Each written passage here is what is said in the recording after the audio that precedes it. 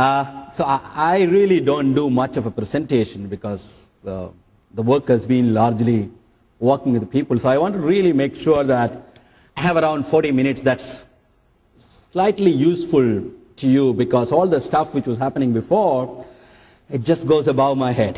So let me quickly figure out what would make sense to you so that I could. So we largely work in the area of people, building leadership, changing organization culture, helping organizations to move, adapt. So that's all I know. Yeah.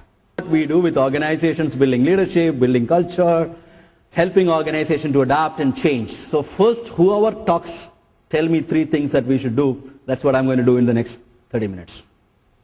So the questions are now, not afterwards. So what would you like me to speak?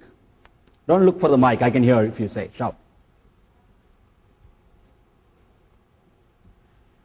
What would you, if what the area that we work is largely around building leadership, changing organization culture, helping organization to adapt and grow, what topic would you like me to speak?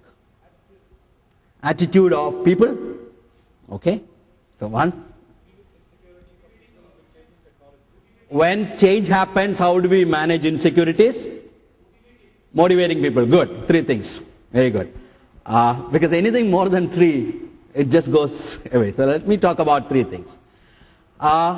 Before that we go there, 3 P's that if you want to understand any organization is: 1, P is people. Second P is called the plant. That's the technology that he mentioned about when you change technology. Initially it used to be the plant. And what could be the 3rd P? You're right? Process. So you have 3 P's in any organization: people, the plant, the technology, and process by which people operate this. You can't change any of this. That's 1. Second thing, how many of you in the last 3 years upgraded your technology or your computer or your car or anything that you use? Okay. How many of you in the last 3 years upgraded yourself or your people? And how? Training. So there is a constant need to look at people the way we look at plant, process or technology. But largely we talk about we improve the processes, we improve the technology. We say that this car is now outdated, I have to go. Or sometimes we send our car for servicing. But when did we send our brain for servicing last? That's a question. So most of us, we still hold. Sometimes people tell me I have 25 years of experience, and my typical question is it the first 2 years of experience repeated 23 times again? Or am I really living and adapting with what's happening around the world? Because a lot of people who tell me that I have 25 years experience largely is talking about leading the day the way the yesterday was. And that's where the conflict comes, right? When organizations want to change, somebody will typically come up and tell, hey man, I have done this last 10 years. This is what worked. And who the hell are you now who's going to come and tell me this is how things work? So there is this constant, and everybody, you know, there is only one person in this world who loves change. There's only one person in this world who really loves change. Any idea who is that person? There's only one person. That is a wet baby. You know, a wet baby loves change. Nobody else actually.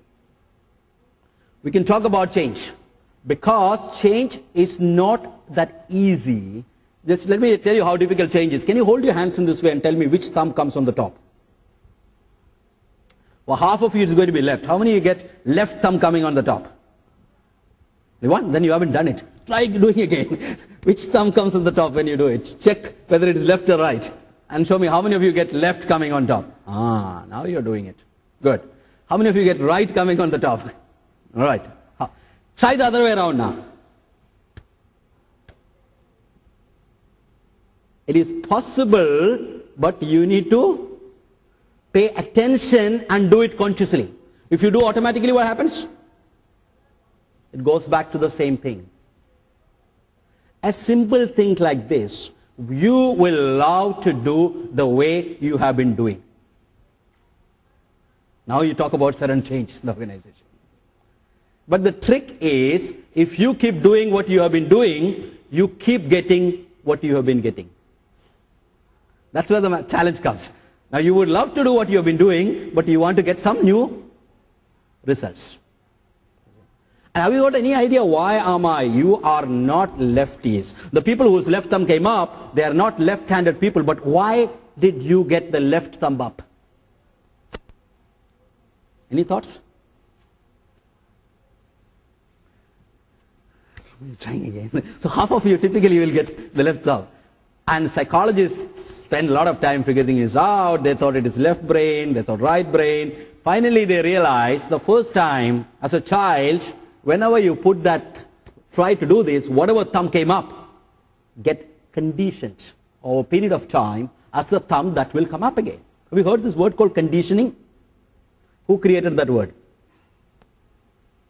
Anybody? Yes?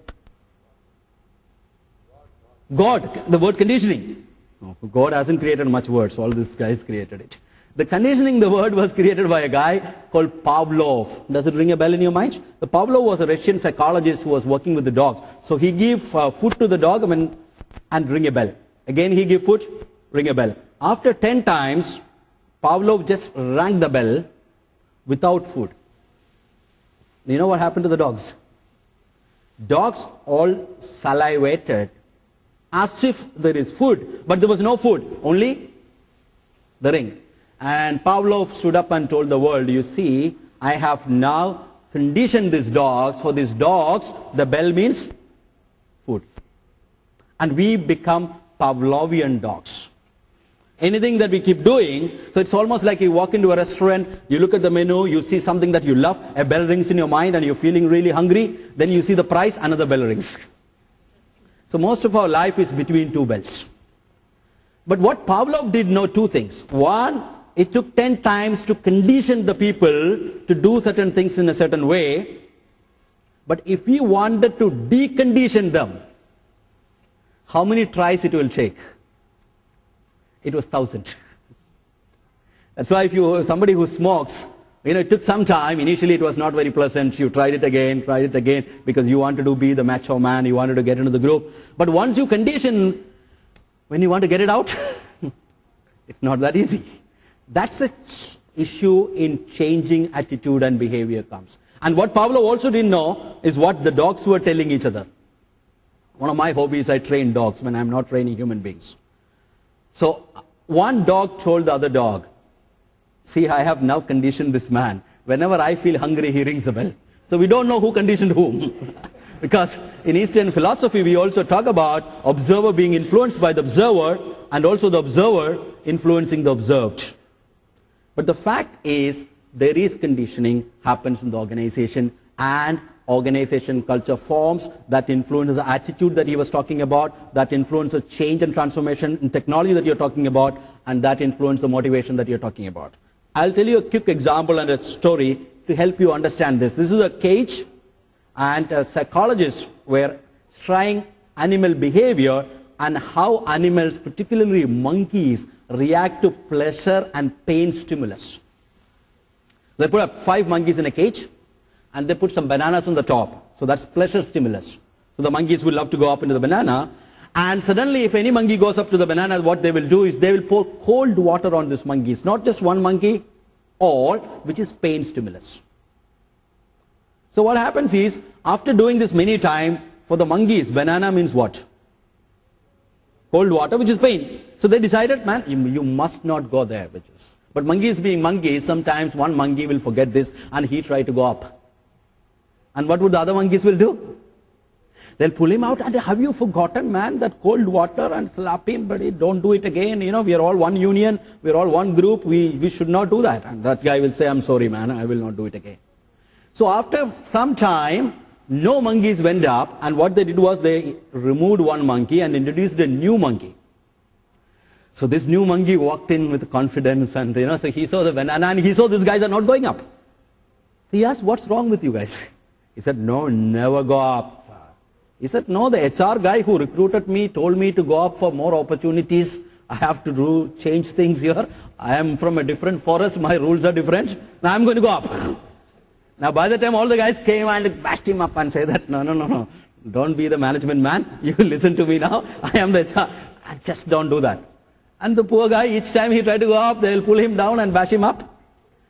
After some time, for him also, man, banana means pain. So for him, banana is not cold water, but bashing up from the colleagues. So he decided he will not go up. After 2 months, they introduced another new guy. Now when this new guy came, so because HR keep recruiting new guys to change the culture, thinking that these guys will change. So now this new guy came, he was trying to go up. You know who is the first guy who caught him and bashed up?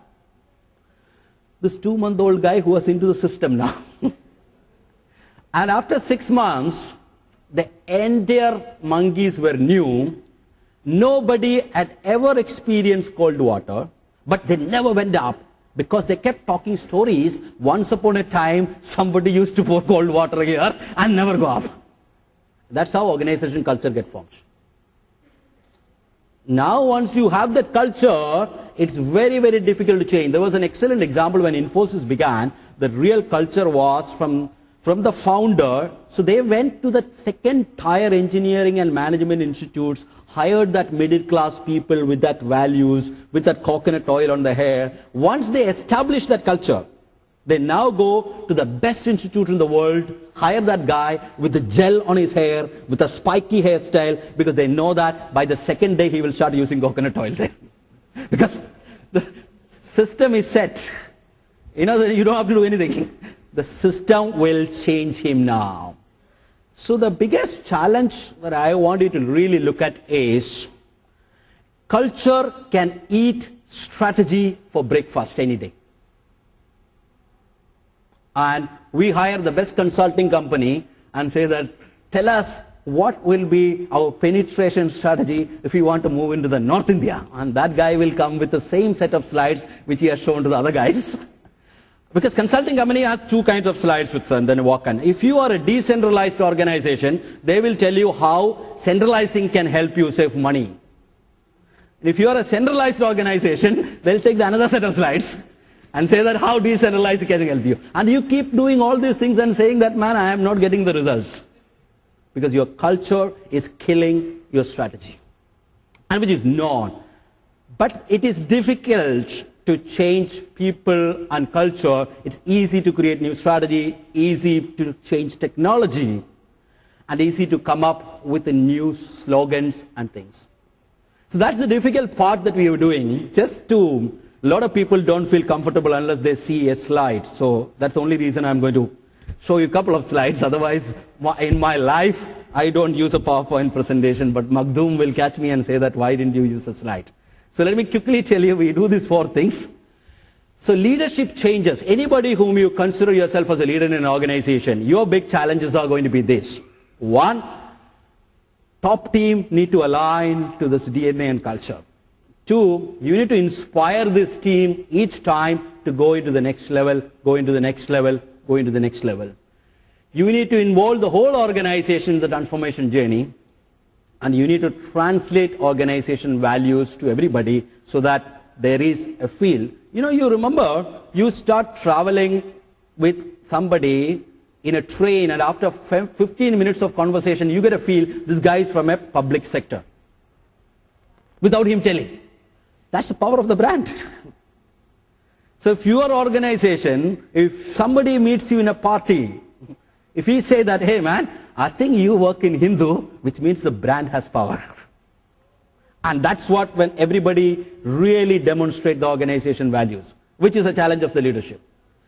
And you will see 2 kinds of changes. One is called the transactional. You suddenly have a new head, new product, merging of departments, new identity. You want to drive operational efficiency. All this will be faced with change and resistance. Or sometimes you have transformational change, the top leadership has changed. Or you have mergers and acquisition, new company. Both changes need to be dealt with the way you will deal with people, not the way you deal with the technology. Because any time when the change happens, the system will push back. And a lot of people have failed in implementing. You can, even it happens with a technology change like an SAP implementation. If people do not really go for it, it can be a huge kind of a waste for the organization. Okay, so everybody knows how to create organization change and culture change. The steps are this: identify, communicate, effect, sustain. Define all those things. But what you don't know is what people do. That is in this side. You don't have enough leadership bandwidth to drive it. Lack of supporting climate. There is a lot of politics. Past conditioning and beliefs. Like the dogs say that, you know. One of the interesting things about past conditioning and beliefs, have you noticed, you throw any animal into water, they all swim. But you throw a human being who doesn't know swimming into water, he dies. If animals can swim, why do we die? If all animals, throw a cat, throw a dog, throw a giraffe, throw an elephant, throw a tiger, they all just swim. And throw this brilliant guy who is from IIT and IIM, who hasn't learned swimming, and he dies. So if animals could all just swim, why do we die? Because I have this belief that I don't know swimming, I am going to die. How many of you have learned swimming? Okay, can you tell me, when you say I learned swimming, what did you learn actually? How to move hand and feet? That I can do by e-learning. I don't need to get into the water. What did you learn? You actually, yeah, but what else? Overcome the fear, what else? Confidence. And maximum, the only competency you learned is how to float. Correct? But can anybody teach you how to float? Do you know physics definition of floating? The buoyancy and how much water you display.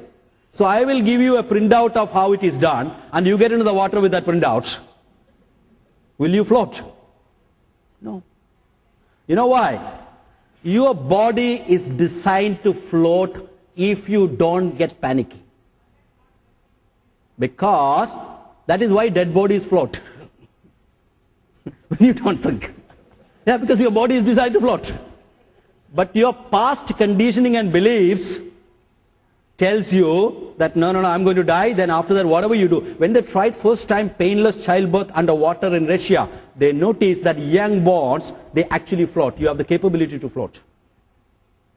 Now that's the difficult part. How do I change past conditioning and beliefs which are encoded into the system of an organization? Now a denial to change. Hey, I have been working like this. My dad used to work here, and this is all like this. Why the hell do you want me to change now? I just don't want to do that. Suspicion. This is a new guy, new bunch of guys. This is, I don't know, this is whatever they say, but I don't completely believe in it. And passive aggression. You know, aggression is easy to deal. We went to help an Indian company, bought a huge copper mine in Africa. And they did everything wrong to gel with the guys, because this company had this top leadership, a specific, so they are all vegetarians. They all watch cricket. And these Africans, they all watch football. And they are non-vegetarians. They have no clue about cricket. So that was a huge thing. And interestingly, the aggression was not there. So you tell them, will you do this? Yes, sir. And they won't do it. This is called passive aggression. So they just won't do it. So you know how to deal with aggression, but it is difficult to deal with passive aggression. How you notice when a mom beat up the child, and if the kid doesn't cry, mom gets more angry. Because if the child cries and shout at mom, that is aggression. This one is quiet. Yes, mom. A consulting firm to do restructuring, but we don't address the culture and the stories. So anytime in your department, in your place, within yourself, if you want to do any changes, you must change subjective and objective part of the organization. An objective part of the organization is your system, processes, structure, strategy, behavior, KRI, KPIs, competencies, everything that is visible and we can do. Your subjective part is your beliefs, motivation, feelings, attitude, culture, norms, stories, values, and vision. If you do only one, that's wasting money. And that's what we do.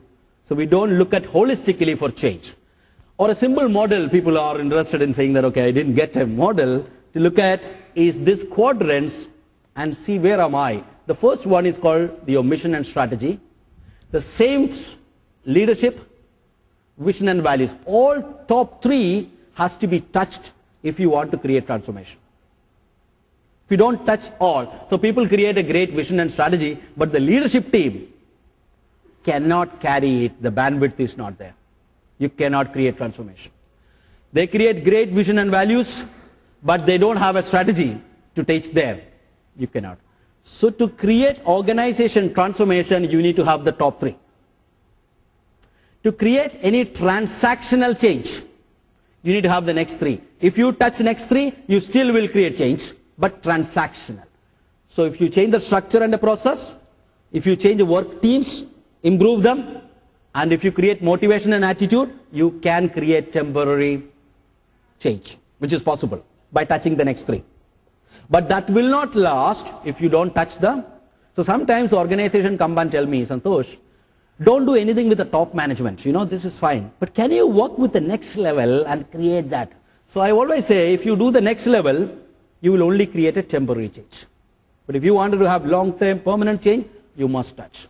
And the last is skills. Do my people have the skills to do what they need to do?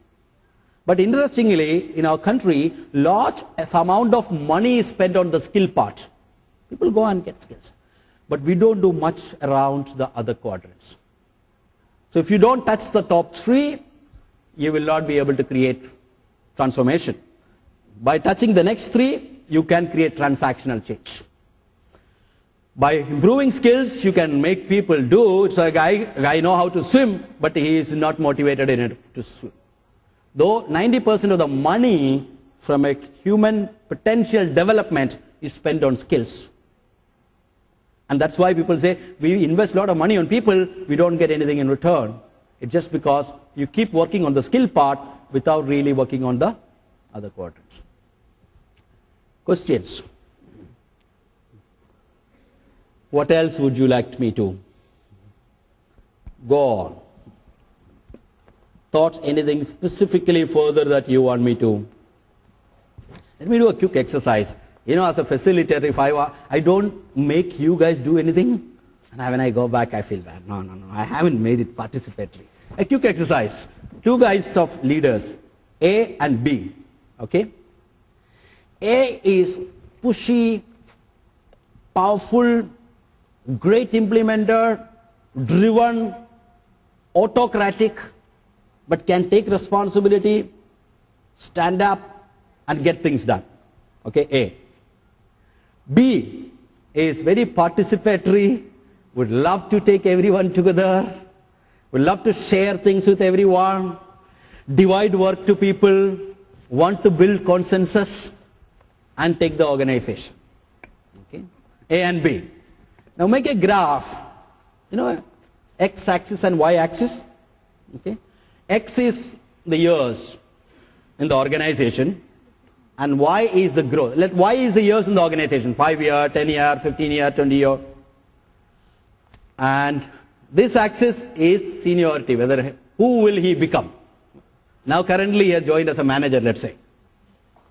What will be their growth in the organization? If you wanted to draw both of their growths, how would you? And after 15 years, who will be in the top? Make a mental calculation, because I'm going to ask you. So after 15 years, these two guys are there now, they are managers. One is driven, powerful, autocratic, pushy, can get things done. Another one is consensus, get people along, value-based, want to discuss and take participatory decision. 15 years, same organization. What would be the career graph? Whenever you are ready, let me know. So I'll ask you. Yep. Yes? Same? Okay, so he says both will be same. Someone else? Second one has more potential. So you feel second one would have gone. Okay. Okay. Not necessary to be there, but second one has more potential. Brilliant. A, that's the first one. You say first one will go faster than B. Good. Come on, guys. B will go, okay? B will be up, okay? Okay, how many people say A is going to be on top? Show the hands. All right. How many people say B will be on the top? Wow. All right. Let me tell you, this exercise has nothing to do with A or B. It has everything to do with you. All the guys who said B are Bs or hate A's. All the guys who said A are comfortable being A and believes that will get results. So this is what I call balcony and the dance floor. See, when you are in the dance floor dancing, you can only see how you are dancing, maybe your partner, or maybe some attractive people around. But the moment you go up into the balcony and see what's happening, then you know what's really happening, and when you come back, you will be able to dance better. But if you stay in the balcony for a long time, your partner will go away with somebody else. Now, this exercise is, if I had asked you if you are A or a B, you will not answer like this. So I took you to the balcony, showed you two guys, and asked you to choose from the balcony. You choose that guy, actually. But the truth is, we can't say, because there are four kinds of organizations that you will find. One is a startup. What kind of stuff is required there? Think about it. Two is an organization which is stable, and you're hired as a CEO there. It is stable, don't rock the boat, we need to continue growing. Three, organization has been going like this, down, down, down, and you've been hired saying that, turn this around. And four, organization recently changed, maybe merged or something, huge level of change is happening, and take it forward. And all these possibly require different kind of leadership. And your ability to be both. Have you heard about Jack Welch? And he could get things done and said that if you're not number one or number two, we'll sell it cutthroat. And US media called him a neutron Jack. And that helped them. But there could be another organization like Narayan Murthy who built an Infosys. So you will see both. It's not about right or wrong. It's about, can you look at your organization culture, what is required now, and do what is required. Good. Thank you so much. My time is up, and I love this. I think it's the first time I'm getting to know a bunch of publishing guys, and thank you so much, and I hope you guys enjoyed the session. See you again next time. And maybe two more questions. Can I take two questions if they have? All right, good. Questions? No questions is a good sign. Thank you so much.